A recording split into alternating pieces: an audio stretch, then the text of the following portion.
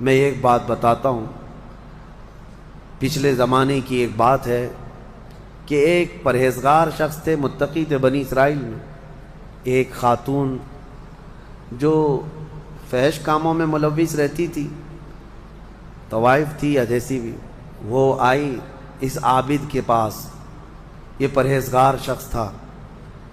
یہ جب آئی تو کہا کہ رات گزارنے کے لیے میرے پاس کوئی ٹھکانہ نہیں ہے، باہر ٹھنڈی اور بارش ہے، مجھے تھوڑی سی جگہ دے دو۔ اس عابد نے رحم کھا کر اپنے گھر میں عورتوں کے رونے پر کبھی شیطان داخل ہو جاتا ہے، مدد کے لیے عورت رونا دھونا جب کرتی ہے تو اچھے اچھوں کا ایمان ختم ہو جاتا ہے۔ وہ عورت رونے لگی کہ میرا کچھ کوئی سہارا نہیں، بارش میں بھیگ جاؤں گی، میں تڑپ تڑپ کے ختم ہو جاؤں گی۔ اس عابد شب زندہ دار اس نے اپنے خانقاہ میں جگہ دی تھی۔ جب رات ہو گئی تو وہ عورت آئی اس کے سامنے آئی اور عریانیت کے ساتھ عجیب و غریب حرکتیں کر کے اس کو گناہ پر ابھارنے لگی۔ وہ عابد تنہا تھا، وہ قریب آیا، اس کے بعد پوچھا کیا چاہتی ہے؟ کہا چل کوئی نہیں ہے رات میں، کوئی نہیں ہے، ہم لوگ اپنے جسموں کی سکون حاصل کر لیں۔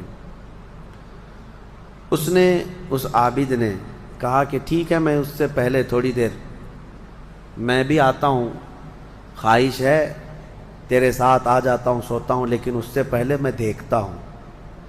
اس نے کیا کیا، گھر میں جو چراغ جل رہا تھا، بہت اس وقت مشعل جلائے جاتے تھے، کرنٹ تو نہیں، لائٹ نہیں، مشعل جو جلائے جاتے تھے، اس نے وہ مشعل کو قریب کیا، پہلے اس میں اپنی انگلی لگایا تو چمڑی جل گئی، ہاتھ جھٹکنے لگا۔ وہ خاتون تیار کھڑی تھی، پوچھنے لگی کہ کیا کر رہا ہے؟ کہا رک جا، دیکھ رہا ہوں۔ تھوڑی دیر کے بعد دوسری انگلی آگ میں لگایا، چمڑی جل گئی۔ پھر اس کے بعد وہ اسی طرح جلاتا رہا انگلی کو۔ اس خاتون نے پوچھا کہ کیا کر رہے ہو تم؟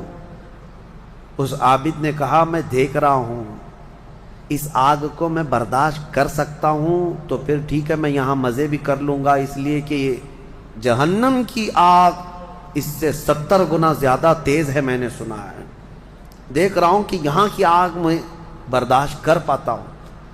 2 انگلیاں سامنے کیا، 3 انگلیاں کیا، 4 انگلیاں جب مشعل میں لگایا تو